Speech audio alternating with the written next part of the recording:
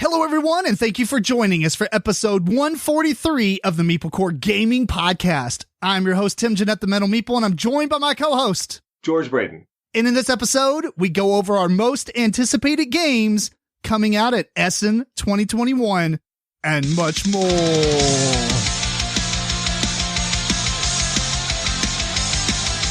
So normally this would be the part of the show where I have our intern ask us a random question, but it's broke, George. It is broke. Oh, no. I have tried it on a couple of episodes, and also a couple of days ago, actually yesterday, I went through the Alexa app and tried to fix it. It's a skill-based thing called random questions. And I read some technical documents on how to disable it and re-enable it.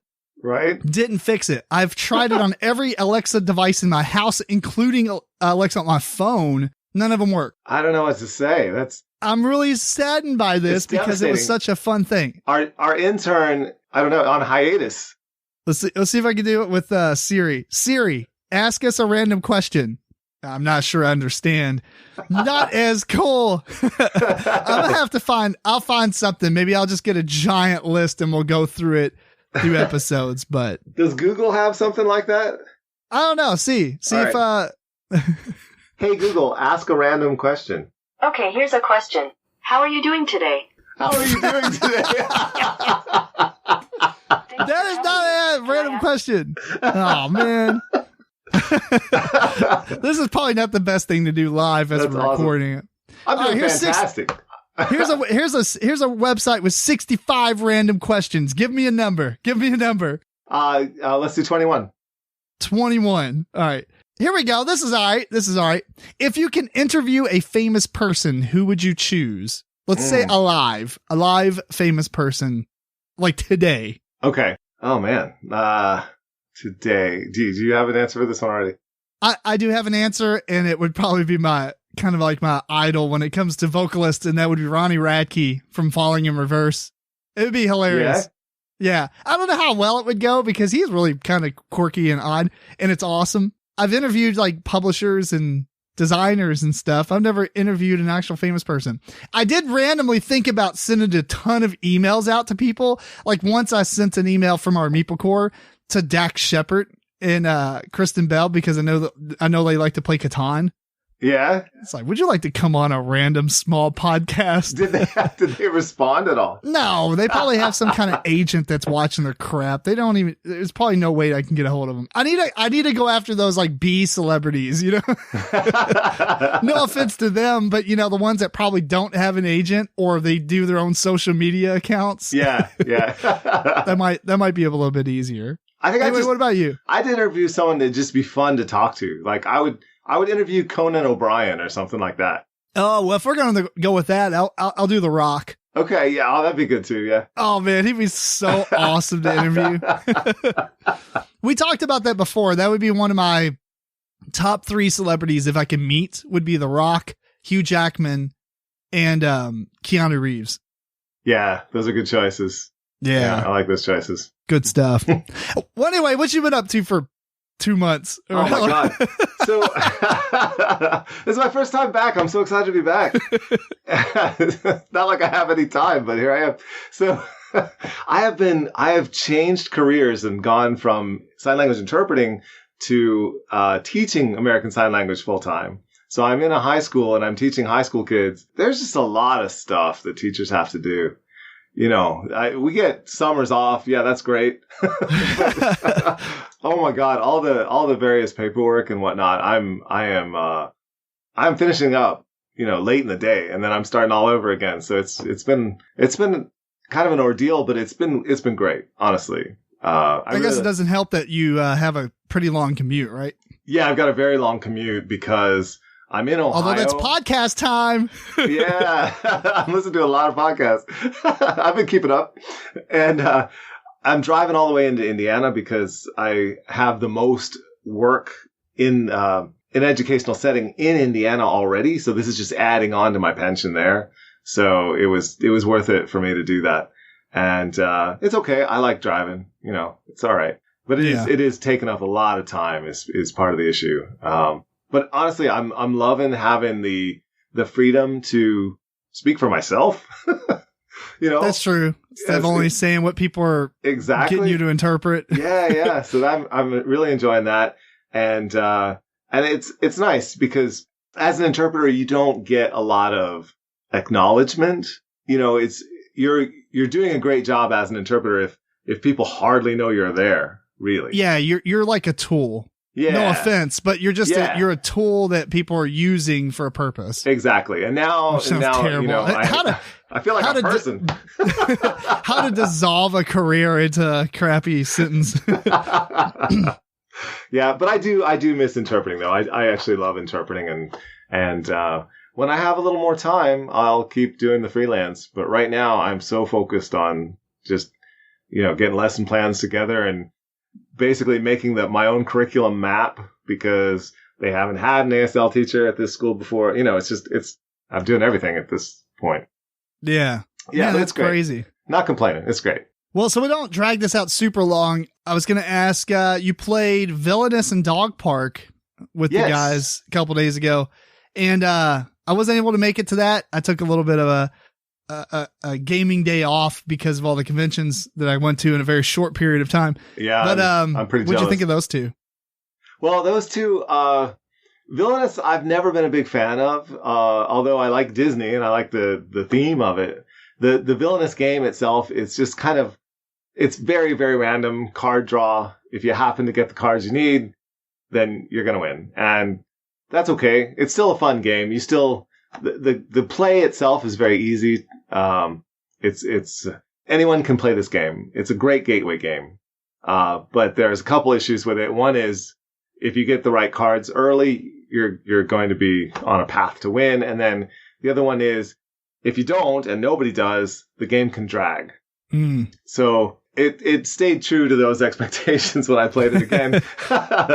But still, you know, there's something just fun about, you know, playing Sneaky Pete and, you know, you're trying to get your bandits to go and do various things, and all the characters of Disney. Yeah, I enjoyed it. So well, that's cool. I found it at Goodwill for $2, so I'm excited. My God. Okay, it's worth $2. I need to try it though. What about Dog Park? Dog Park, I'm kind of mixed on that one because the theme is great in a way. Like the theme of dogs is great, but in Dog Park, I don't really understand how the theme works out, because you take your dogs on a walk through the park, I guess.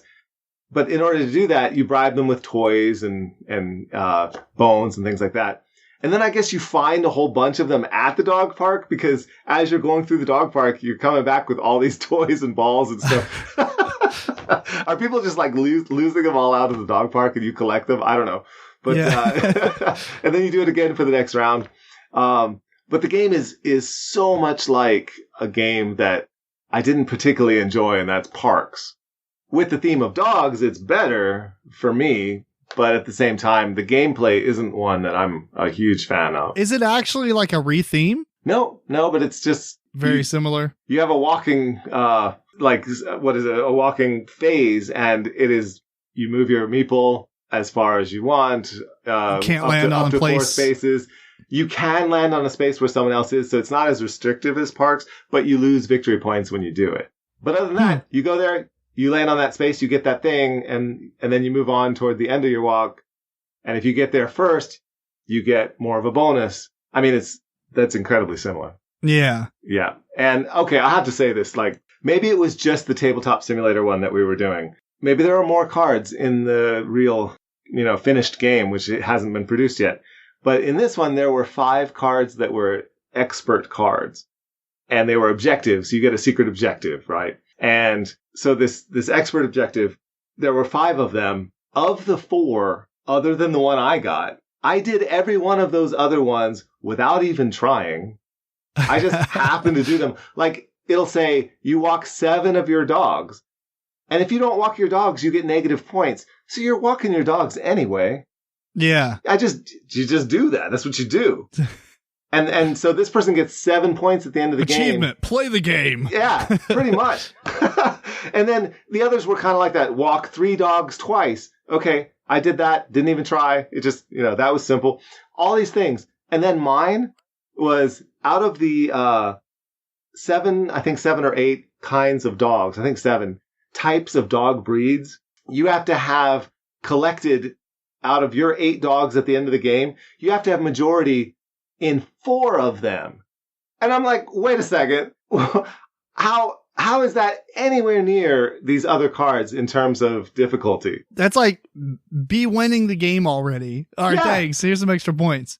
Oh my God. Like, I wasn't even close to doing that. And I couldn't have been close to doing that. Like, it's not like I didn't try. I was trying. But you have to win more than half? And everyone else is also trying to get majorities in those things just because you get points for doing it?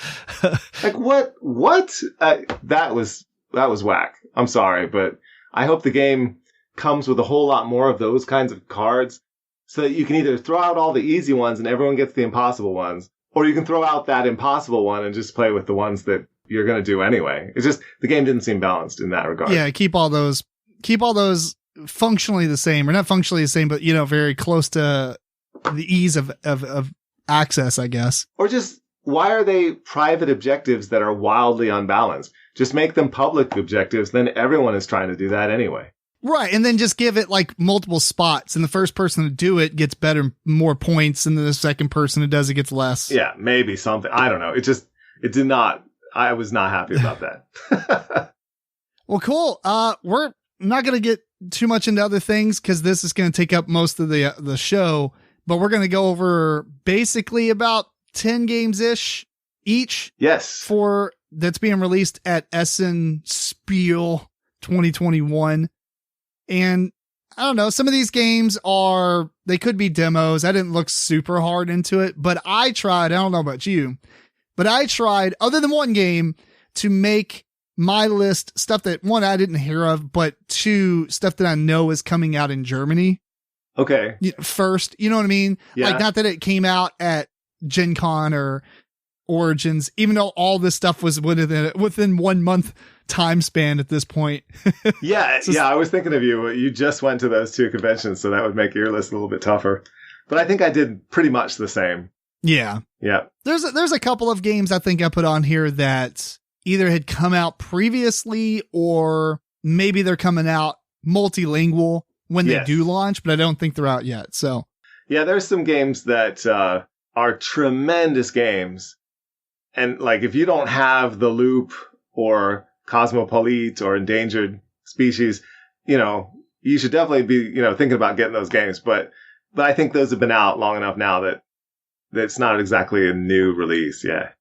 Yeah. Well, The Loop, that just came out within the last couple of weeks. I don't even know if it's out in retail, but it came out at Gen Con. Okay. Yeah. Anyway, you ready to start this? I am. Let's do it. I'll just start with my number 10 because it is kind of the only cheesy one I've put on my list. And you'll see why. But it's Lost Ruins of Arnak Expedition Leaders. The reason I put this is because technically it did not release at Origins or Gen Con because it's stuck on a boat. So, oh no. As far as I know, though, it is supposed to be released at Essen. So this is the first show that you'll be able to actually purchase it at. Everybody knows about this expansion, but it is one to get excited about. We did see the, I guess the advanced, not really prototype, but I guess advanced published versions of it at both Gen Con and Origins. Or at least I saw it at Origins. I don't remember if I saw it at I saw it at Gen Con. Okay, what did you think? I didn't play it or anything, but I mean, I just looked at all the components and everything. Right. I mean, immediately it's something that actually fits in line with what I think expansions should do. Or at least the ones I think you're safe to do. And that is to expand the content base that it already has, add more items, add more artifacts, etc. Yeah. Just more cards, right, in the decks that are already there. Right. But it also gives you these 6 leaders to choose from. I believe it is still a 4-player game. Yeah. These 6 leaders have their own starting decks. They have their own special abilities, etc. So it adds a little bit of asymmetrical play. That's very cool. I think that's fantastic. I don't know why it even had to be a separate expansion, but I mean, the game, retail price probably would have went up quite a bit with all this stuff added in. Yeah. Does it come with a different board? It comes with I believe it's just the research track that you lay over top of it or something. Okay. Because the rest of the board, like all the exploration stuff, stays the same. That's not a big deal. but it comes with a new research track that you go up. That's important. And yeah, so different things happen from that. And I wonder, they could make that double-sided even. Yeah, I don't know if it's double-sided or not. I didn't really mess with it too much in person, and I don't see that the pictures on here really show that. But I mean, I know the main board also is double-sided, so you have 2 research tracks there. Yeah. And let's just say this is double-sided, then you have 4. Yeah. So I mean, it's the research track is a pretty hefty part of the game, and I believe that's going to help a lot. I'm actually more excited about the leaders, honestly, and the different decks and the special abilities they get. Because that's one of the one things I really like. I don't know. I don't like when everybody gets like a player board and it's always the same. Like everybody gets the same player board. Yay. You know, if it's a player board where you just put stuff on, yeah, which is kind of how it was. But man, to have like asymmetrical powers and your own starting cards, like that's one of the coolest things about not that these games are comparable, but Mage Knight, the board game, right?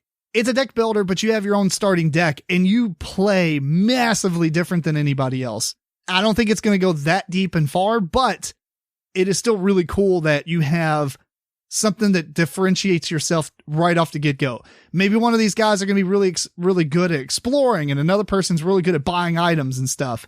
Yeah. I mean, they have the boards on here, but they don't have what they do. I don't know if the rule book is out. I don't think so. Nope, it is. Okay, I agree with you though that having asymmetrical player powers is one of my favorite things to have as an expansion. That's always a big plus for me. Yeah. So anyway, we won't go too deep into that. I think a lot of people know this one.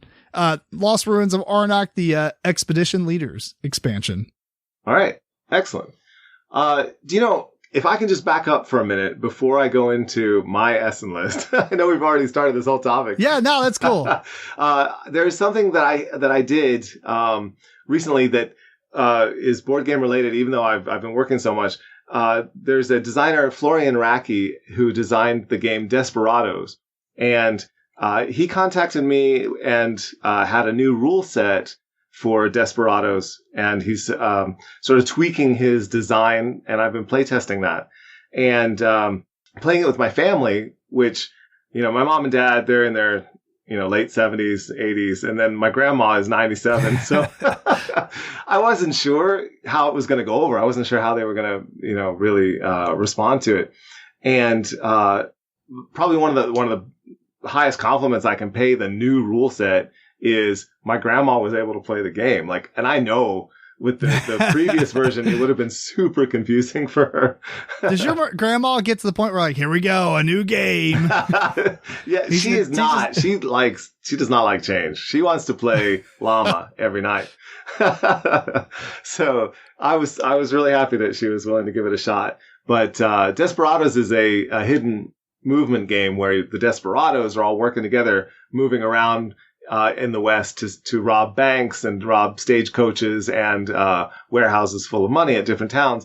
But one player is the marshal, and the marshal is directing sheriffs around to sort of protect things, but also trying to catch the Desperados. And if the marshal catches the Desperado, it messes up their turn. They lose one of their cards, you know, all these. But it was complicated. It was a fantastic game, but it was complicated with all of that. And now with the new rules, the Desperados are still moving around trying to steal money and everything. But if the marshal gets you, it doesn't, you're not pre-programming your entire 5-card turn. And then the marshal has disrupted the whole thing. If the marshal catches you this time, the marshal takes some of the money back. So, and that just simplifies the whole thing. And it went really well. So I'm looking forward to continuing playing it, but I think he's on a good track to make it more of a family friendly experience for sure. And then if he wants to continue, you know, keep the old rule set in there, I think it would be cool. Because for gamers, it's great having I love the old Desperados game. So yeah. Well, really sweet. Nice. Yeah, that's cool.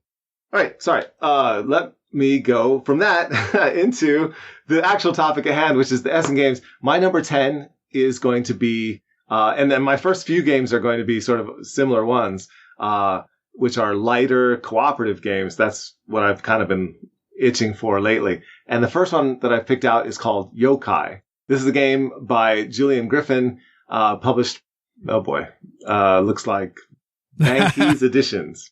that may not be what it will be here. Maybe, yeah, I guess right. It depends on, because some of these games are going to be released in Germany under a different publisher. Yeah. And when you come to English, it's going to be different. So it's whatever. As long as we say the name, people can look them up on Board Game Geek. We don't have to. Yeah. So Yokai is a game that involves playing cards, and you have to have the limited communication that you have in Hanabi, where you're not speaking about the card play that you're doing. You're just playing the cards out into this grid. And so you have to really have a lot of memory and really pay attention to what other players are doing, because it's based on these different colors of cards that you put out. And then there's challenges that can make the game harder. But just the base game itself, I think, is gonna be this amazing puzzle. And it's, as a Hanabi-like game, I'm very much looking forward to this one. That's cool. Weirdly enough, I haven't played a lot of games that are kind of like Hanabi. Like there was that one game that Brain Games put out, kind of like Peacock Feathers. I can't remember what the game name is now. Oh, yeah, it started with a P as well. What was the name of that one? But I know exactly what you mean, where you turn the cards around.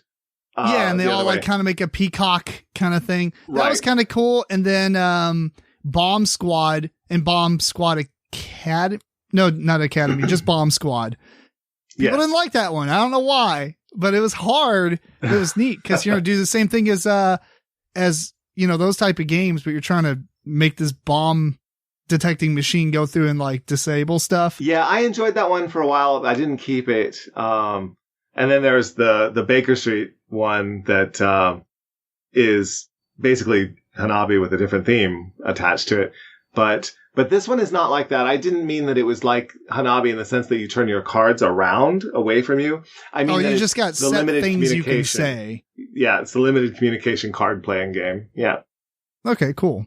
Well, my next one is it's a remaster of a game that came out in 2008, and it's called Tinner's Trail.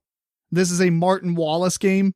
Ironically, I didn't even know about it at all. And I didn't know that it came out in 2008. And then when I start looking into this one right before the show, kind of doing a little bit more research, I realized that this is a remaster in which they've streamlined the rules and they changed the gameplay to accommodate for a different player count. Because before I think it was 3 and 4 players, and now it's like 1 to 5. So they added a lot of things like, different boards you can flip depending on the player count and such. But basically, it's set in the 19th century, and you're like a mining company that's trying to mine tin and copper. And so you have like a map of the area and stuff, and you're going around and surveying. It's very Euro style, right? You're just trying to get cubes to turn them into money. Yeah. And very Martin Wallace. It is very Martin Wallace. Although you can't see that now because he designed Wildlands. He's like, okay. He's like, haha, typecast. Punch you in the face. Yeah. I'm out of there. But it looks really cool. I don't know if I would have, because I looked at the old box to this, and it's definitely a game I wouldn't have probably paid attention to even if I knew it and saw it at one point. But it is nice to see like the remaster of it. You know what?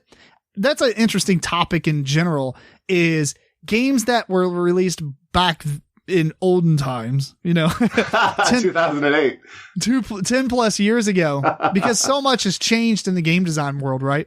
And do you like to see games that are older come back and be reworked? Well, because it can go good and bad, right? It really can. Yeah. Like I like a lot of the restoration games, but some of them are, you should have just left it dead. Kind of like the Fireball Island, it was probably the biggest example. Like Fireball Island it tried to live because of nostalgia, right? And because of the way it was selling on the secondary market. But then it came back and it sucks. Like I have fun with it. It's a fun activity of a game. It's not a fun game, if that makes sense. Yeah. Right? It's a silly thing. Right. Yeah. If you play it with kids, it's way better. If you play it with adults, it's a waste of time. You're not going to get the same nostalgia back.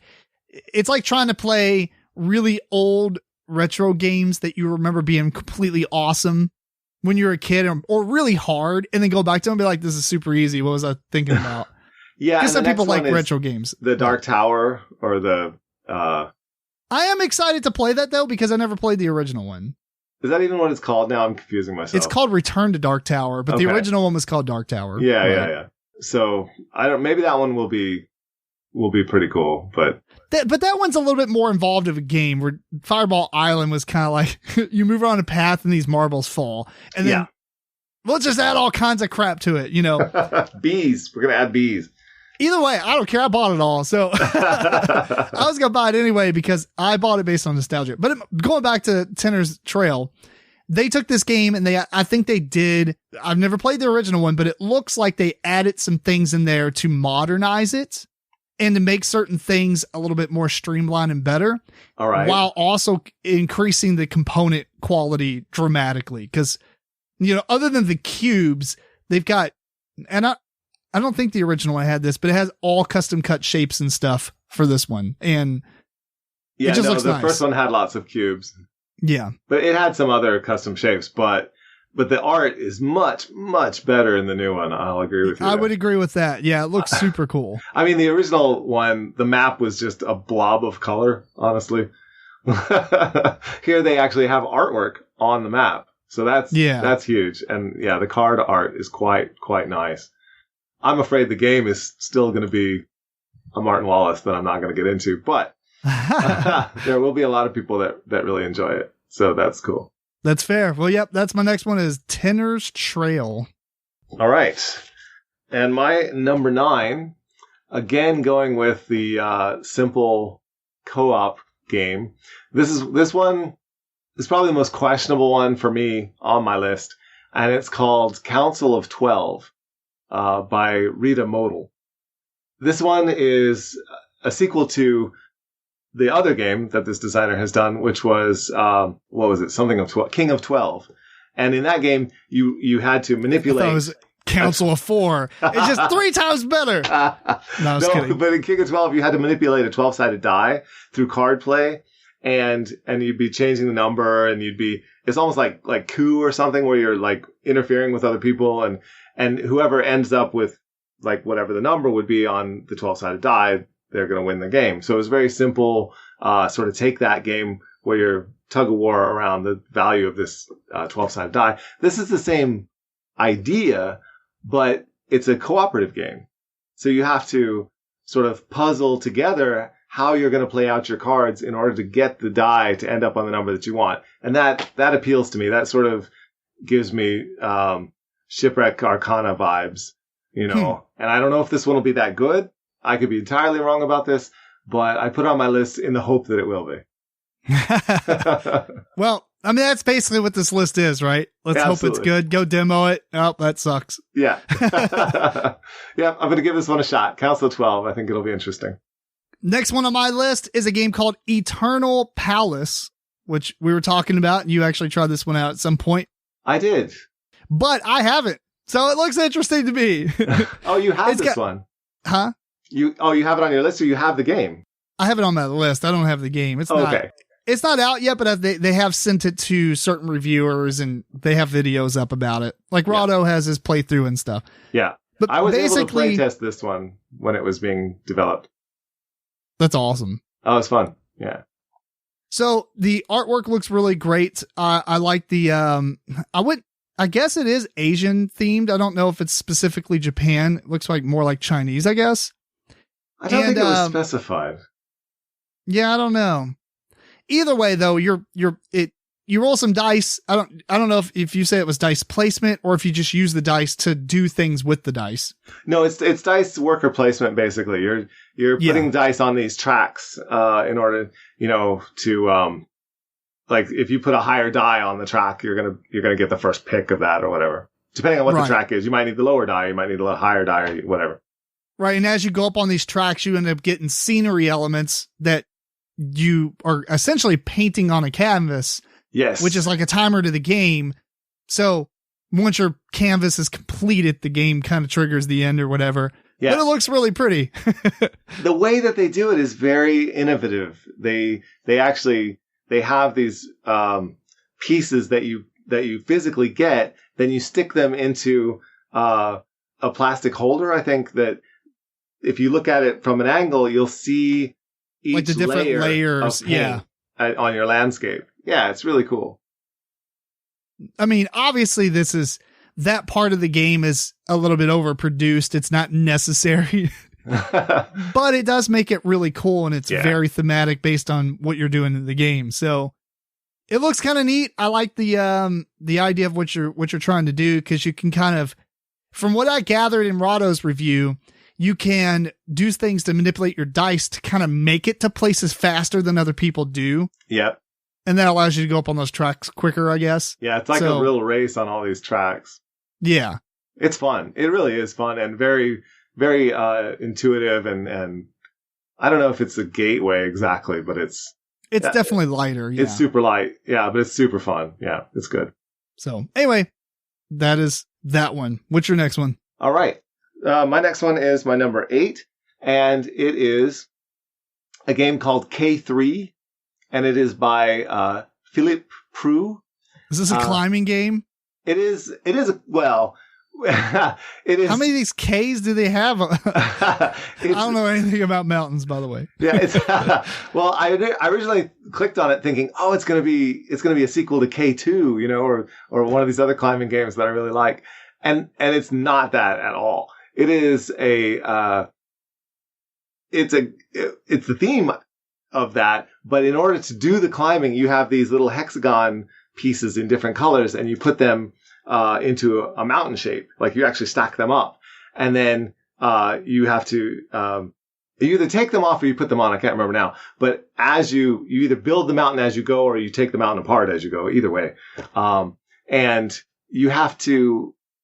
I think it's you put them on, and you're limited as to what color you can put on by what the person before you has played, which means that you can play the game competitively and try to manipulate each other into different things. But you can also play it cooperatively, where you're trying to, have everyone play all their pieces to their mountain successfully.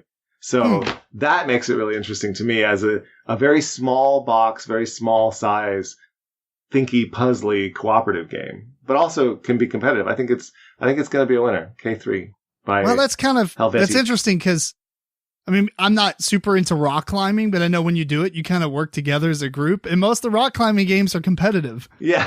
Like who gets to the top first? I don't know, but you're likely to die if you're doing it alone, guys. Yeah, exactly. Like in K2, you're like, you want this person to run out of oxygen and freeze to death. That's interesting. You almost need. I wonder if there is a rock climbing cooperative game where you're trying to help each other out and somebody can fall and you have to. This one is much more abstract than that, but. Oh, well, yeah, I know, but. overall, you are trying to help each other, so that's cool. Fair enough. The next one up for me is called Irune, and this is a dungeon crawler that's based on the classic games like Hero Quest and, Descent and Claustrophobia. How do you spell it? It's called Erune. Okay. And I mean, when you start looking at this game, it looks like Hero Quest. The rooms and everything, it's got 3D furniture, that's like cardboard that you fold and put into plastic pieces and everything. It's got doorways. It looks like it definitely looks like Hero Quest and Descent, which obviously Descent kind of built upon that anyway. What's also kind of neat about this one, though, is that your character sheet, that it's like a player board, you can write on it. So as you find stuff in the game, you don't necessarily get a card for like a new weapon or item or anything. You actually write it down on your sheet and write what stats or what ability it has and such. So it's like a role-playing game almost. Kind of, yeah. It is a one versus all game where you have a dungeon master that kind of reveals the room and things like that. But they do have an app that works not, I guess, similar to how Descent's app is when you're playing it alone, or, cooperatively or whatever, like the new Descent. But it'll come out, you open the door and you find ruffled papers everywhere, blah, blah, blah. It gives you a little, blurb about the description of the room, and then it shows you how to build the room. Yeah. It's just neat. I like it because it does really remind me of Hero Quest, but I like the idea that you don't really get all these cards and stuff. There are cards and everything for like the spells and stuff, but you actually write stuff down on your board that you don't know exist because you haven't played the game. You can't like fumble through all the cards first and say, oh, I wonder how we get the Vorpal Sword of Death. You might just get it as an item or whatever. Huh. Through a reward system. So it looks pretty neat. I don't know how well this is going to attract me to buy it because I have a lot of games for it, but it is very interesting and it looks super cool. It does look interesting, and it's been in development for a while because I see there's pictures from Essen 2019. Yeah, like prototype stuff. And right. Yeah. But it does look pretty polished right now. So if you're looking for another type of dungeon crawler like that, then check out Erune, Erune. All right. Very good. My number 7 is, again, a small cooperative game. Uh-oh. Yeah. And this one is called Moon Adventure, and it is by Jun Sasaki of Oink Games. And does it take place on the moon? It takes place on the moon, but it uses the same mechanism as Deep Sea Adventure, where you were competitively diving to get treasure. You kind of lost me there. I'm like one of the only people on the planet that doesn't like that game very much. Oh, no. I'm like, what is the appeal of this? And I am a press your luck fanatic. I don't know, because you should like it. Well, it uses that sort of thing, but now you have missions that you're going on and you're on the moon and you have to work together. You don't want the other person to run out of oxygen. So that's got me hooked just right off the bat. Just that there's story to it and that you're working together and instead of cooperatively. That's interesting. So Deep Sea Adventure isn't a super deep game. I wonder if this isn't super deep either. It probably isn't.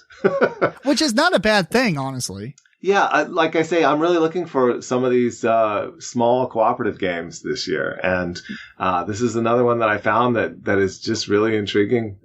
So you have to do various things on the moon, which is a cool theme. That's really cool. Yeah, there's not a lot of games about the moon, I guess, because we haven't really been there. No, I'm just kidding. No, it's just the Earth's flat. Oh, God. Yeah, it's just however many tropes count throughout there. Yeah. Anyway, next up for me is a game called One Card Wonder, which is, I guess, true because you only get one card in the game. And it's a wonder, like one of the 7 wonders or whatever. And you're trying to build it, but you need the resources in order to build it. And the first person to build their wonder is the winner. And it's a very light kind of game, but basically you like one of your actions is to draw cubes out of a bag, and there's different cubes. And that puts it on like this resource board in the middle. And then another action is to actually take all of one type of resource from that board. Oh. And you could also, as another action, like sell the cubes that are on your player mats that you're collecting in order to get gold pieces. Which, I mean, I don't remember what that is. I don't know if they're kind of like a wild or whatever. But basically, you need specific resources in order to build the pieces of your wonder. Okay. And it shows you what you need, and you have to build them in a specific order, basically from bottom up. So you can't build something above unless if there's 2 squares underneath this square, kind of like holding it up like a triangle, like a pyramid. Like you can't build the top of the pyramid before you build the bottom of the pyramid. Yeah. Okay. Essentially. But seems like it's a really light game, I guess. But it has like a kind of a neat, I don't know. I like small games that are a little bit deeper, like there's some stuff going on. Not that I think this game is super complicated, but seems like it might be kind of cool.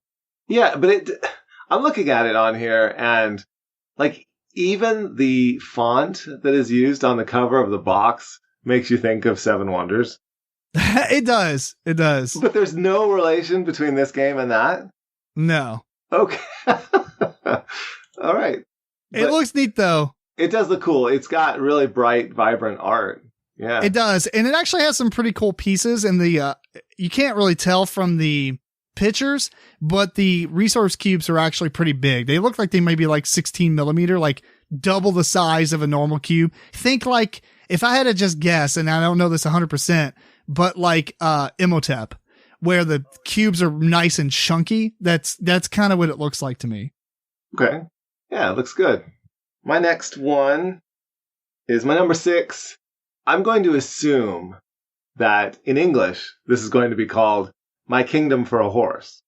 But right now, it's called Mein Königreich für ein Pferd. So forgive that attempt at German. It's terrible. But it is My Kingdom for a Horse. And in this one, you're a farmer and you're breeding animals, just like Agricola, that sort of thing. And you have to have them in pastures. You have to fence your pastures, again, like Agricola.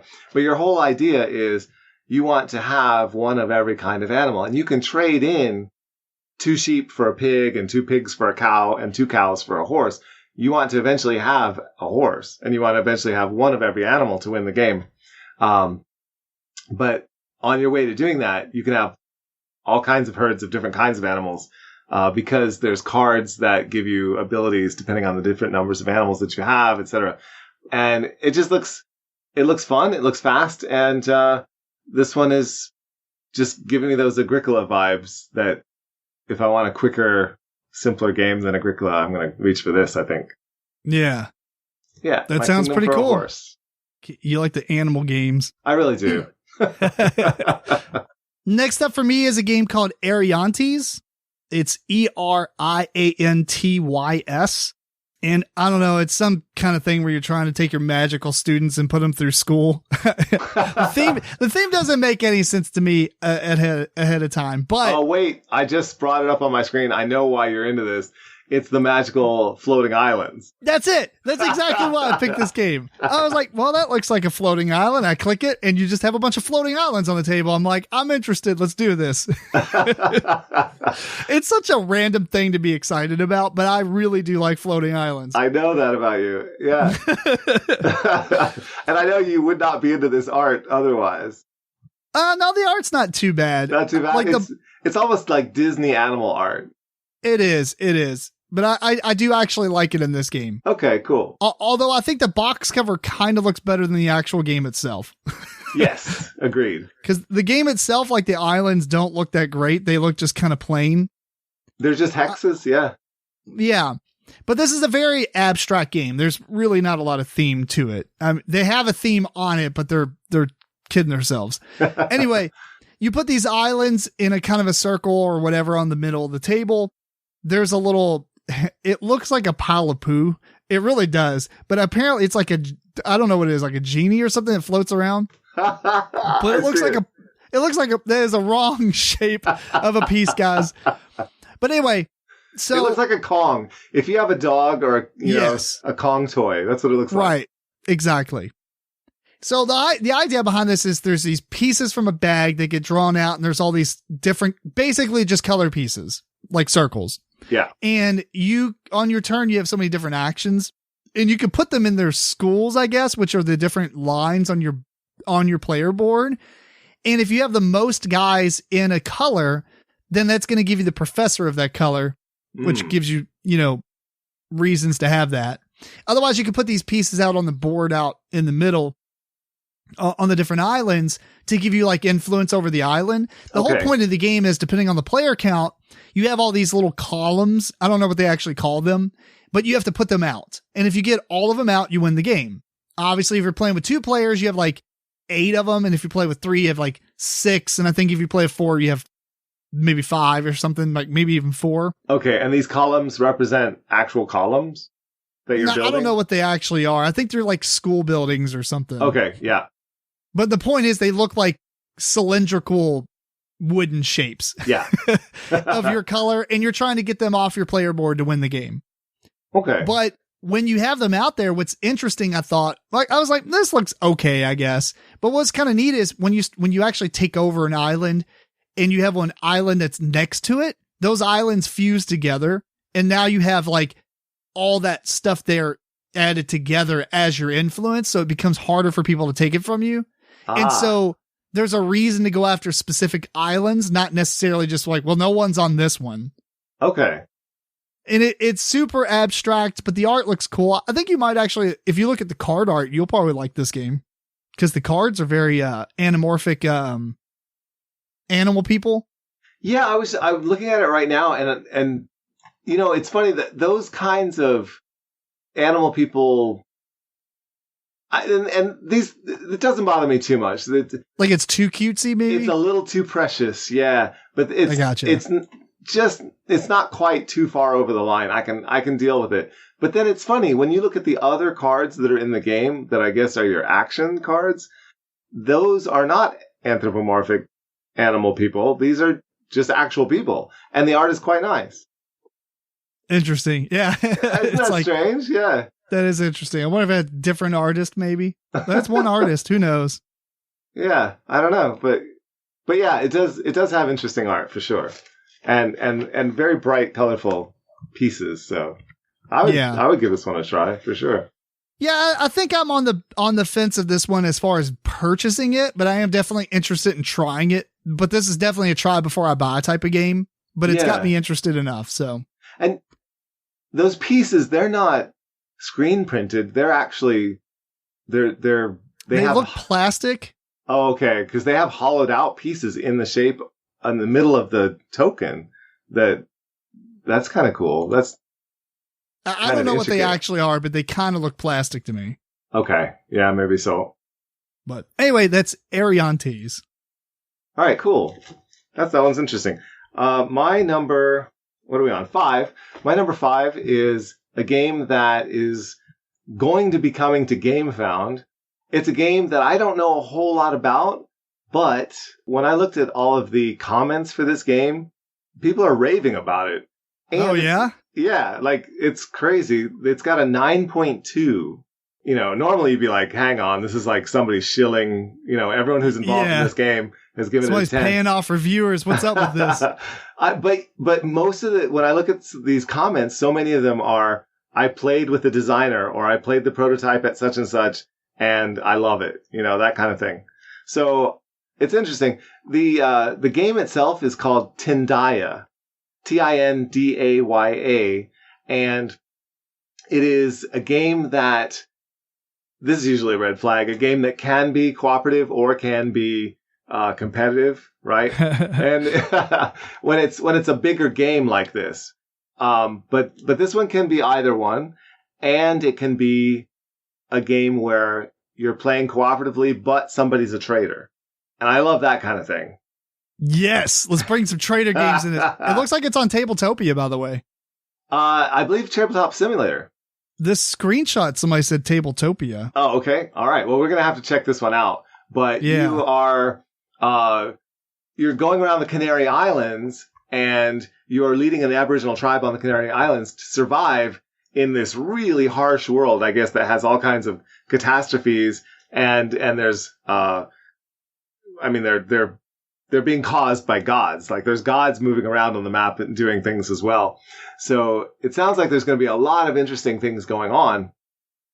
But cooperatively, you're trying to survive, and maybe there's someone who's working against you and trying to help the conquistadors come and take you over.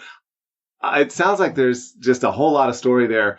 But the gameplay itself, this is by a designer that I haven't heard of, Lolo Gonzalez. So again, it's kind of a shot in the dark, but the artwork is really nice, and everyone is saying that they really enjoyed the game. So this is on my list to check out for sure. Looks like his only design. That's pretty cool. Yeah.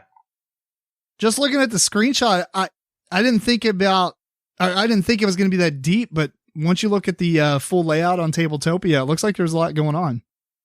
Yeah, you can do all kinds of, you know, things that you would be doing, fishing and farming and pigs and sheep and other kinds of agriculture. But then you also have to, you know, go around islands and explore and deal with gods and deal with all these catastrophes that are going to be coming your way. And you have to give offerings to the gods, and, you know, it seems like a pretty heavy one, actually. Neat. Yeah. I don't even remember seeing this on the list. Maybe I just completely skipped over it. Yeah. Well, we'll check it out. We'll check it out online pretty soon. Sweet. My next one is Roll and Write, the actually only one that I have on this list, and it's called Paper Dungeons, a dungeon scrawler game. Get it? Scrawler instead of... Anyway. Nice. basically, I'm a pretty big fan of Dungeon Academy. I don't know if you've played that one, but no, but you've told me about it and I want to play it. Yeah, yes. I'm excited for it. So Dungeon Academy reminds me of a very light gateway dungeon crawling, quote unquote, dice rolling, roll and write. Yeah. You roll all these dice and that makes like a 4x4 grid, and you have so much time, you flip over a timer and you're drawing on the map to see how you go through this thing. And if you move over bad guys, you take damage. If you move over health potions, you get, health back. And There's blue and red versions. That's why I'm excited about that one, because it's a spatial puzzle game, even more so than a dungeon crawl or a roll and write. Like, to me, that doesn't even seem like a roll and write. I like the idea of that one. Yes. This one, however, is definitely a roll and write. And it takes that, I guess, a similar concept. It's a dungeon crawl, but it actually is a roll and write. Yeah. Basically, 6 dice get rolled every turn, and you can only choose 3 of them. I believe 3 of the dice are white and 3 of the dice are black, and they have all kinds of different symbols. But there's all kinds of stuff you can do. I mean, you've got like a fighter, a wizard, a cleric, and a rogue. You can level them up, and if they get so many levels, they unlock special abilities. You can, if you take the certain symbols that show up on the dice, you can unlock certain artifacts that give you powers. Because I think in this game, everybody has a different dungeon. You draw a card. And so there's a printed dungeon on the paper, but the card you draw actually makes you write in some walls here and there so that your dungeon's slightly different than everybody else's. And there's a reason for that, because there's all these gems that are printed on the map. And that's the only element that is kind of first come, first serve. Because if you spend certain dice to move, I think you can spend any dice to move 2 spaces, or you can spend boots to move 3. And that's going to allow you to, draw a line on what squares in the dungeon you go to. You need certain artifacts that allow you to go through walls and stuff like that if you want to kind of hop ahead real fast. Yeah. Certain spaces on the map actually have guys that, have hit points and everything. You have to actually battle and stuff. But you're trying to get to these gems because gems get a lot of victory points. And once you get a gem, everybody else has to mark it off. Like, you took that gem. Right. So that's the only like direct interactive thing, I believe, between you and the other players. And since your dungeon's slightly different, you can't take the same path that they would to get to the next gem type of deal. That's a different thing. Usually, yeah. These roll and writes are all symmetrical. Now, I mean, maybe I'm wrong. Maybe everybody draws that one thing and then draws all the same same walls. But the way I interpret it is you get your own card and everybody has like a slightly different layout. Either way, though, it is basically a dungeon crawler. You go through so many rounds, like, I don't know, like 9 rolls or something. Then you fight a boss, and you do that 3 times, and then you count up victory points, and whoever has the most is the winner. But I don't know. This seems it seems kind of cool. It seems like dungeon crawler on paper, but not necessarily the same. I don't know. You're not going to get the dungeon crawl feel out of this. It definitely seems like a roll and write. Yeah, it's a nice mix between the two. It seems like definitely a few steps up from Doodle Dungeon. I haven't played that one, but maybe I'm getting the name wrong, but it's the Steve Jackson roll and write where you're going through a dungeon. We did play that.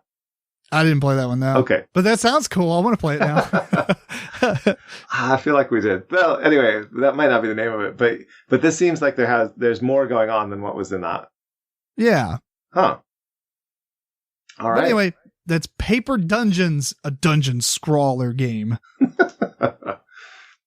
Oh, they're getting so many puns out of this mechanism. So many. I'm a fan of the puns, though. Okay. So far, I've had a bunch of games on my list that are like small box cooperative games. But what if I told you there was a big box cooperative game that was where dwarves were trying to defend themselves against orcs that were pouring in, and that this game had dice rolling and it had deck building, and it was a whole lot like Castle Panic sort of mechanism, right? I think I know which one this one is. Yeah, but what if I told you it was by Reiner Knizia? That's interesting, yeah. Yeah, and it's called Siege of Rundar. Wrong game I was thinking of, but go ahead. Well, it is very surprising to me. Like we were talking about Martin Wallace throwing a curveball earlier. Well, this is one from Reiner Knizia, and it really gives me these Castle Panic vibes, where in this one, the center of the board is your cache of gold as these dwarves that are inside this castle. And then you're moving around the castle in order to perform functions with resources that you have in the castle. And then you can go up on the towers and fight by shooting ranged combat from towers. Or you can be in the castle fighting orcs that come in by melee combat. And the way that you do it is by rolling dice, which is, that's different for this sort of thing. But the way that you do everything else is by deck building. So you're getting these resources in order to make new cards available to somebody around the table because you're working cooperatively. And then you're also getting resources so that you can pay off these goblins that are breaking in and get them to leave. But you're also killing them off. And if you can kill them off enough of them, long enough that you can dig your way through this goblin-infested tunnel to escape the siege, then you'll win the game. It looks really interesting, and I don't even normally like this theme. I really dislike dwarves, and I'm not a big dwarf player. No. Yeah, I don't know why it had to be dwarves, and I'm not big into orcs and goblins and all that kind of thing. It's just very D&D kind of theme, but this gives me such a vibe of Castle Panic that I'm really interested in it. That's awesome. I found the game that I thought you were getting ready to mention. Yeah. Which is it's such a hilarious theme. Cause it says it's Factory 42. Did you see this one? Yes. I did. The story of Soviet dwarves. It's like Marxist dwarves in a steampunk industrial setting. Yeah. I was like, what? Exactly. I would play that one. It's pretty interesting. I would play that one too. Yeah. It looks super deep. I mean, it has a 4.3 out of 5 on the weight. Okay. I would no longer play that one. But it has a cube tower. So. Okay.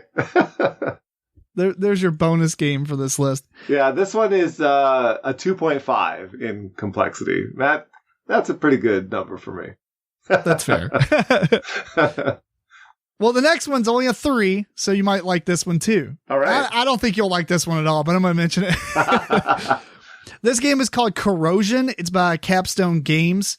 I don't think this actually made it to the States because I did not see anything about it at Gen Con or Origins. I've never heard of this one, and I was looking at the same list you were. Somehow I missed it.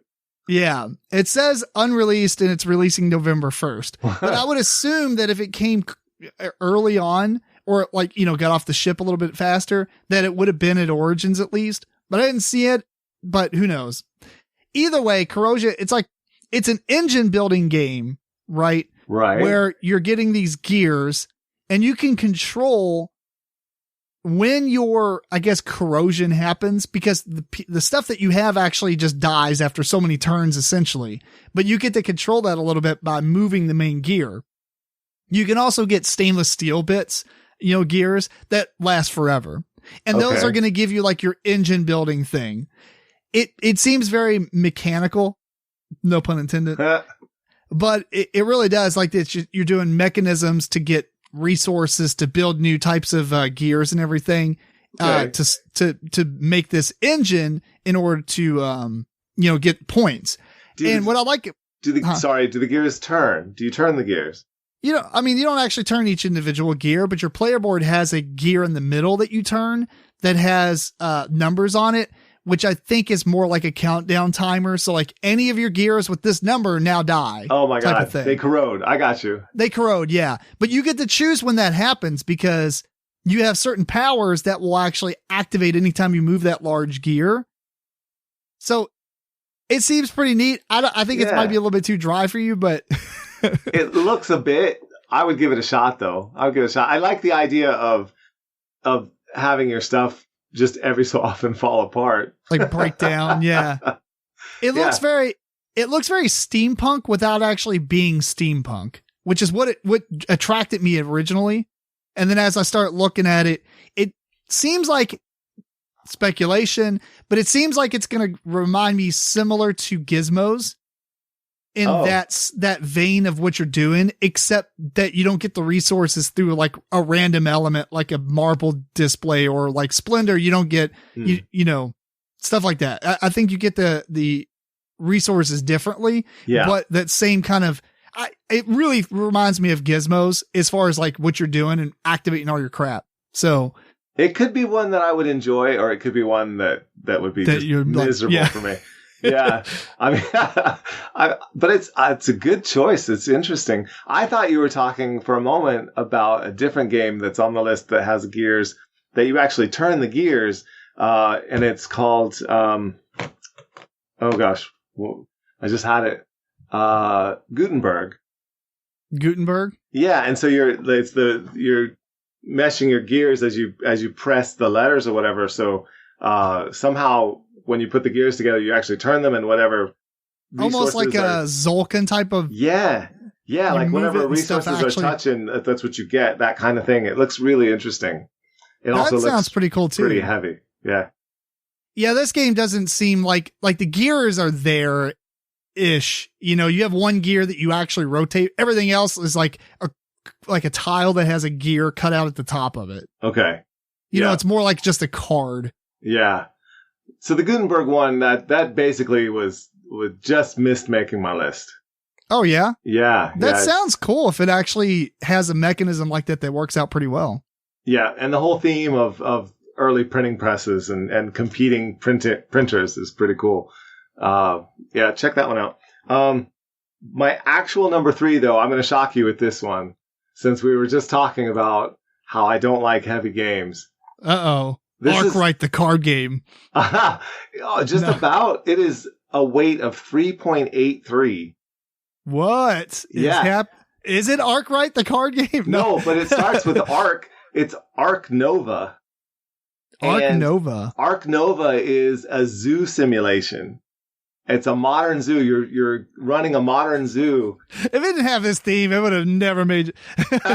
You're right. That's the only reason it has any interest for me whatsoever. It's animals. Oh, but it's deep. It's really, really nice as far as the artwork on the animals and everything. And it's a modern zoo, so you're very concerned about research. You're very concerned about conservation and just all the things you have to be concerned about, and actually take good care of the animals that you have. It's an amazing theme. So I can forgive a lot of the weight, if I think I'm working this freaking hard for the animals.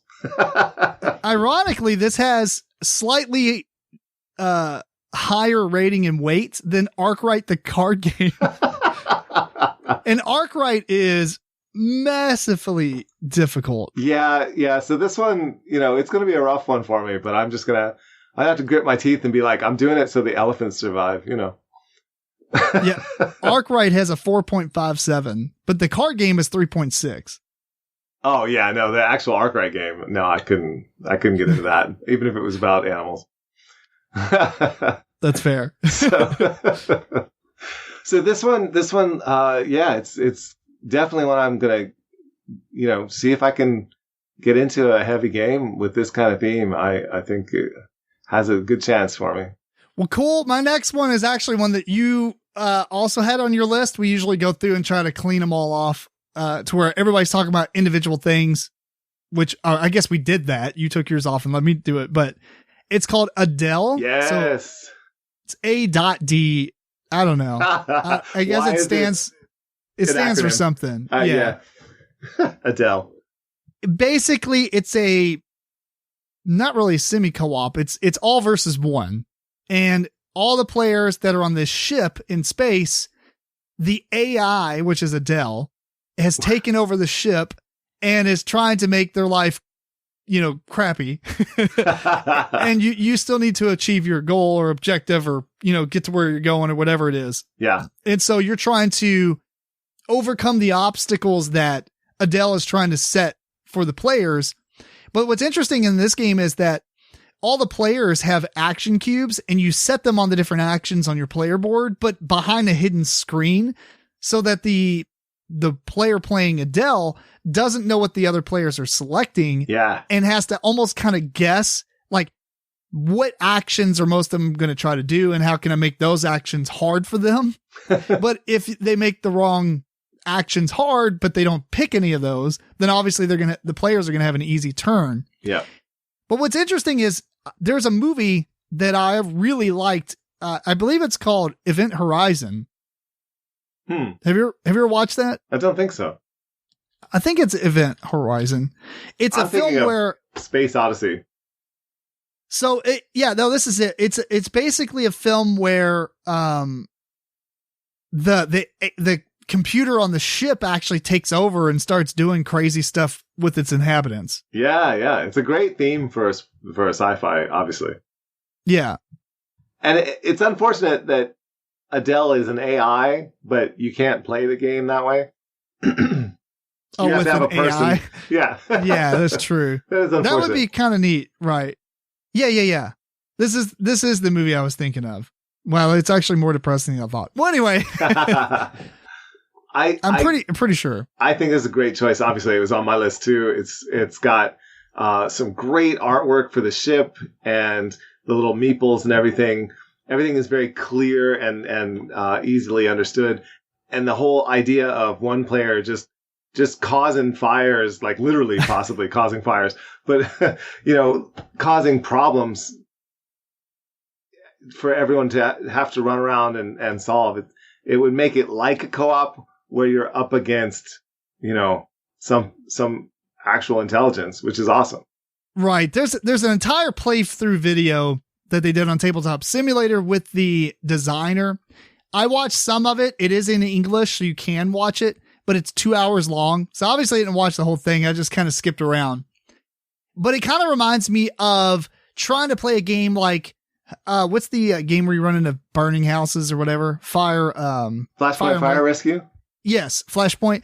Kind of like that or Pandemic or something. But instead of the game having a random deck of cards that flip out and put things places, you have a player that actually gets to make, cognizant decisions to mess you up with. And I think that's really cool. And ultimately, I think it's a little bit more replayable, or a game that I would replay more than normal co-ops, because unlike a lot of people, I do like the one versus all type of games or games that have traders in them and stuff. I'm not so much. I like that better than having a full co-op game. Yeah. Okay. To me, I think a lot more people. I'm in the minority, I believe. I don't think all versus one games are very popular. So I don't know how well this will do. Right. But because people are just gonna be like, I wish you can have an app. It's like, Yep, you're right. Which ironically, like you said, would make more sense in this game since you are battling against an AI.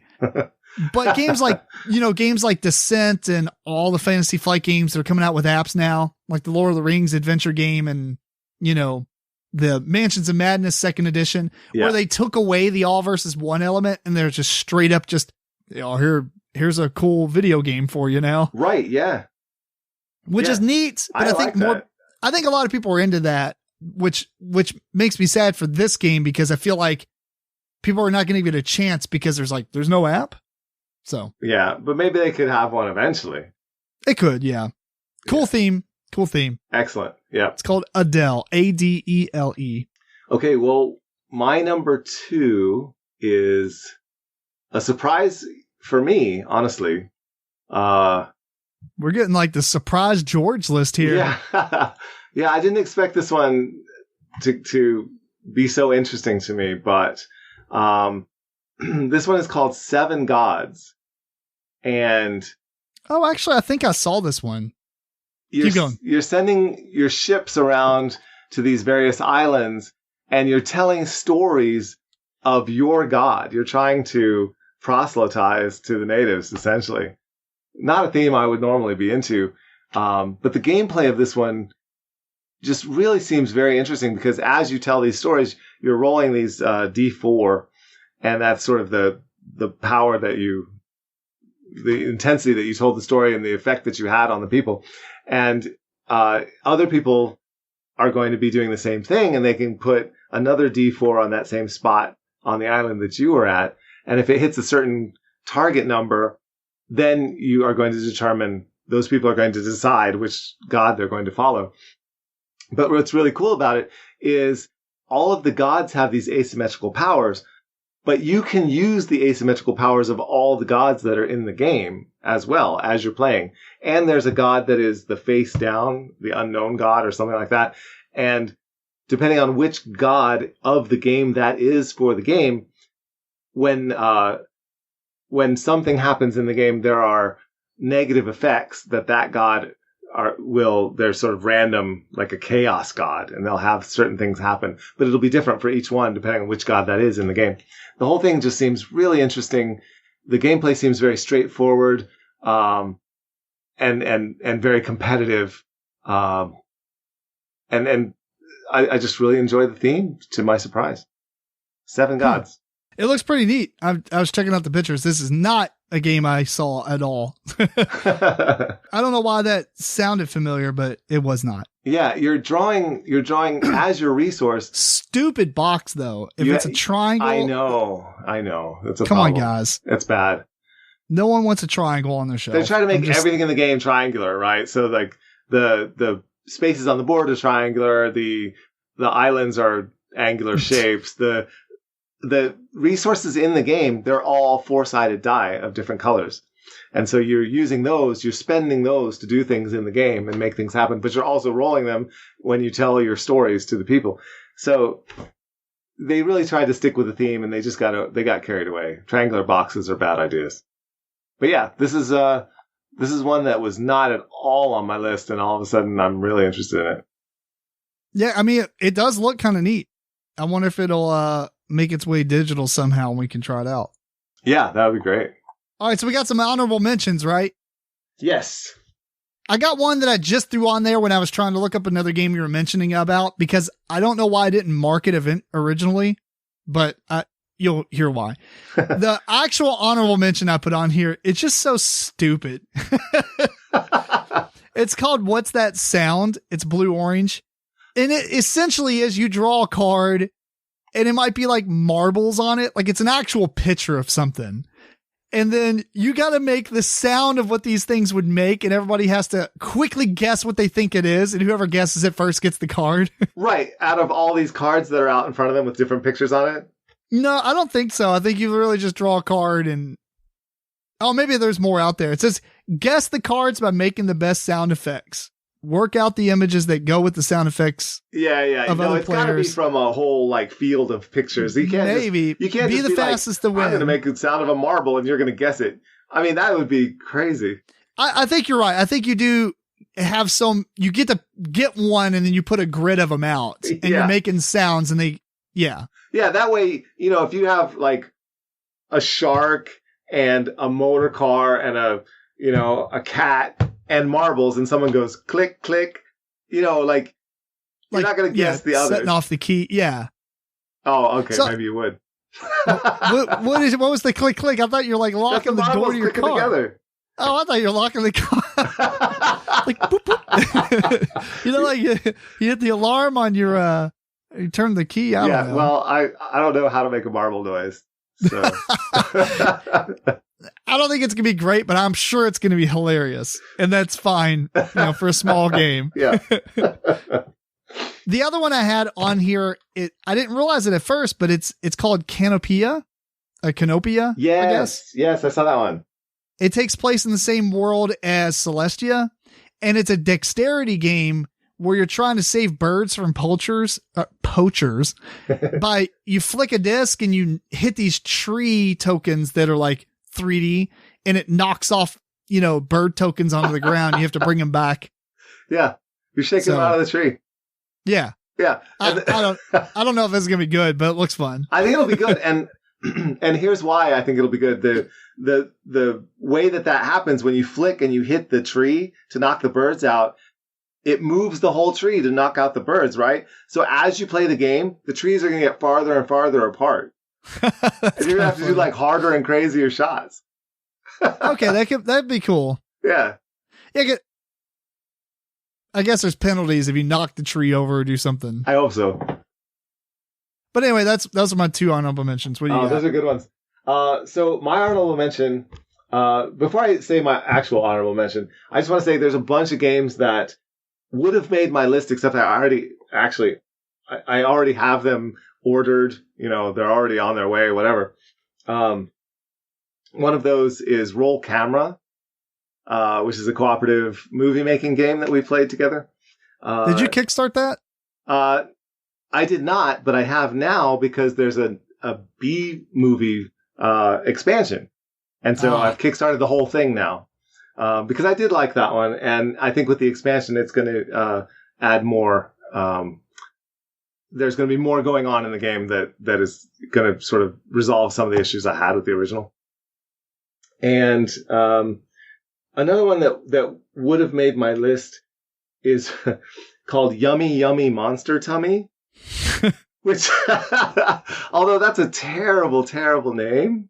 Is it a kid's game at least? Well, here's the thing. It is a kid's game, yes, but it's because the original game, the people who made that game saw kids playing the game and enjoying the game, and they thought, okay, our theme is not for kids. We should do something about this. And so they've re-themed the game for kids. And the original game is Soviet Kitchen, which I have, and I love that game. But I would get it again as a kid's version, even if it's not changed at all. I would get this game again. Huh. And the Soviet Kitchen, you have to use colors. You mix colors with an app in order to feed people that at a time during the Soviet Union where there's no food around. So you're like feeding them, ground up like ammunition random stuff, rotten meat. And, there's Trader Pants, which are actually like Lee jeans, Trader Pants. So just different colored things that you're feeding, and you mix them up and you get a color. You have to try to come as close to the color as you can. And in this one, Yummy Yummy Monster Tummy, there's monsters that you have to feed, and they go through different areas, like they go through the kitchen and you just throw them stuff from the kitchen. But then they go into the attic and they're eating like an old hobby horse, and, like there's whatever. So it's just a funny theme, and it's such a good game. It's so much fun trying to work out. It's like, going and mixing paint or something. It's like, how do you, it's just fun. So yeah. Anyway, but okay. My actual honorable mention that I wanted to put on my list is another small cooperative game, and it's called Fish and Flips. Another terrible name. Kind of like fish and chips. Yep. Oh, I love the puns. But it's Fish and Flips. And so you have this, an array of cards out in front of you that show different kinds of fish. And this is all the fish that you've swept up in your fishing net. And there's bycatch that is very harmful to ocean life when people are fishing and they accidentally catch a porpoise and kill it, right? And it's that kind of thing. So you're trying to get all of this certain kinds of fish to swim in the same direction in order to get out of the net. So you have to flip the cards to change their direction. So it's called Fish and Flips. And you're trying to cooperatively get the fish out of the net that shouldn't be there. So I don't know if it's any good, but I think it's cute. I like the name. I don't like the name. I like the idea. I like the theme of it. And I think it'll be a good cooperative. So I hope it will. That's my honorable mention. Well, cool.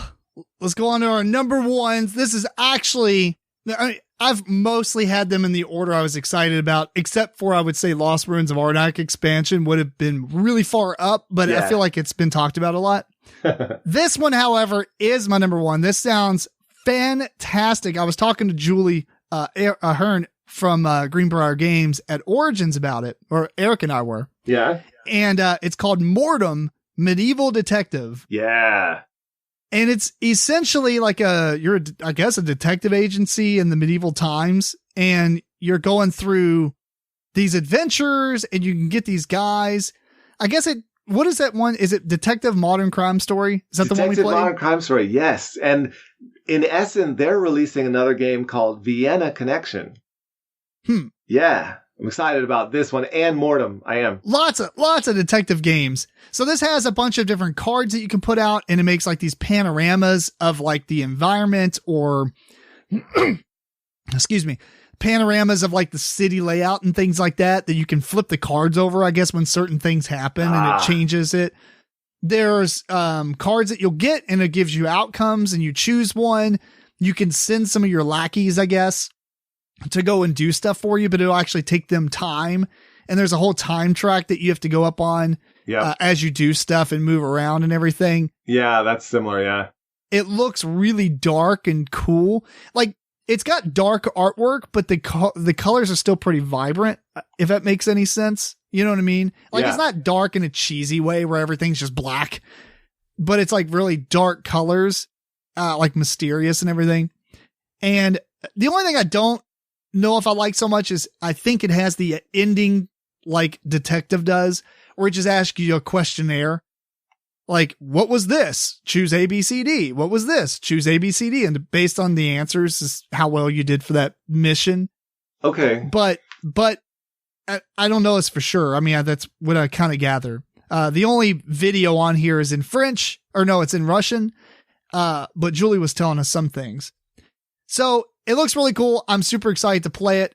I actually love the fact that it's medieval themed, because I feel like there's going to be way crazier stuff that happens. Yeah. Because if you make like detective games in modern time, you're designing it with the idea that you're a modern day detective. You're not going to go and burn down a house. Like, one of the actions in this game is raid. You could straight up just raid a place and just do what you, and they're not going to talk to you for a while because they're super mad that you just raided this whole area.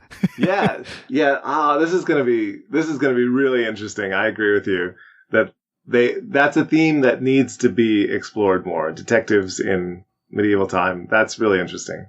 It is a really odd time to be a detective.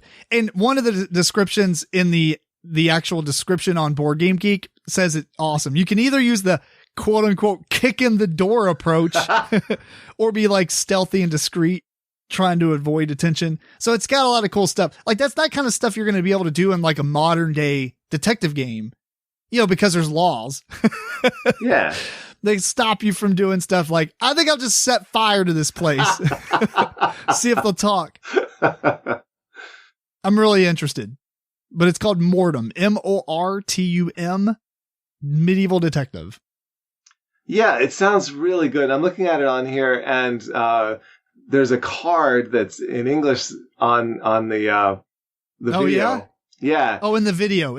Okay. Yeah, even though the video is in Russian, I paused it on this card, and it's a card that says, "Thank you for buying the game," et cetera, et cetera. And one of the things it says is, play in a quiet place with no distractions to help you build an atmosphere. If you're pressed for time, set the game aside and pick it up later. That's cool. That tells me that they really care about the story. They really care about that sort of role-playing element. And I'm excited it does say, about like, that. Each mission is about 3 hours, and then there's 3 of them in the game. Excellent. So, like, roughly 10 hours of gameplay, which is pretty cool. I mean, it is sad that once you play it once, you're done, because you do solve the puzzle. Right. It's one of those, yeah. Yeah, but it's just cool. It's like you said, it's like Detective, and my family has loved those. We're going to definitely pick this one up. We're going to pick up Vienna Connection as well. Even though this one's not a detective game, but it's very similar, like you say. Right. And looking at the video, those cards that you flip over and they show other locations and things, that sort of Doesn't reminds me. Doesn't that look awesome? It does. It reminds me of Destiny's Time of Legends. Okay. Yeah. Right. Which it's awesome in that one as well. So yeah, this one, the artwork is tremendous. And I think the story will be too, with the care that they're taking here. Yeah, I hope the story is really good. Yeah. I mean, like, maybe not so cheesy, but like really mysterious and has some twists. That would be awesome. Yeah. That's a good one. All right. My number one that I'm looking forward to is a game by Aske Christensen, and it's called Living Forest. And the tagline is, use the powers of your animal guardians to protect the living forest. And I can see why you would like this one. Yeah. Well, check this one out. Check out the art on this one. This gives me the strongest Seasons vibe. And this is not a cooperative game. You're playing against the other players. You're trying to do the best at guarding the forest. You have these guardian spirits that you are employing, but you have to be careful and, not mix them up in the wrong way, apparently. And that's pretty much all I know about the game at this point, but just the art and the theme alone has got me so hyped for this game. It's a Ludonaut game, right? Yep. Yeah. And they've done almost nothing that hasn't been great in my mind. Yeah. It looks pretty neat. I like the little setup, the mock setup, kind of how they do the press image of the game in play. Yeah. It looks like there's a whole lot going on in this. There's a vibe that I get similar to Sylveon, where there's a forest, a fire elemental that's threatening the forest. I think that's probably what's happening here. And so it's a little one player game, right? Where you can play it too, I think. Yeah, one or two player. It's why it's in the Oniverse, one of those games, the Sylveon, is one of my favorites there. And, in this one, you've got, these spirit animals and you've got, trees that you're trying to, protect in your individual forest areas.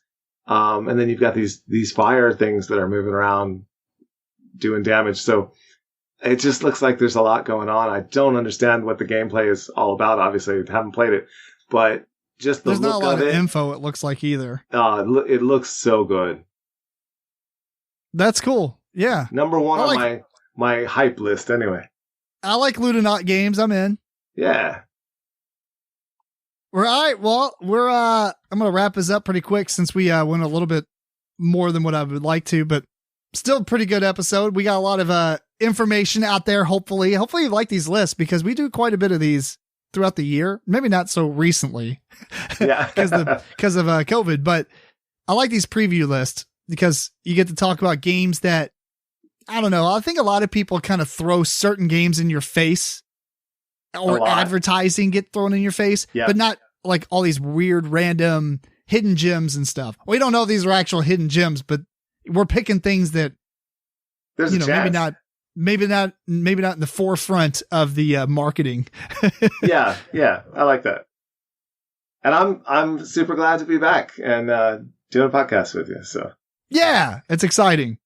So anyway, we're gonna wrap this up, and next week we're gonna talk about some other games. I think, or not next week, but next time. Yeah, whenever we actually record, because we don't record on the same night. We're trying to, but it's rough. We're working it out. Yeah. Anyway, we want to wrap this one up. Thank you for tuning into episode 143 of the MeepleCore Gaming Podcast. This episode was recorded on October 9th, 2021. Please send questions and comments to meeplecore@gmail.com. Follow us on Twitter, Facebook, Instagrams, the social medias. And until next time, this is Tim Jennette, the Metal Meeple. George Breden. Keep on rocking and rolling dice.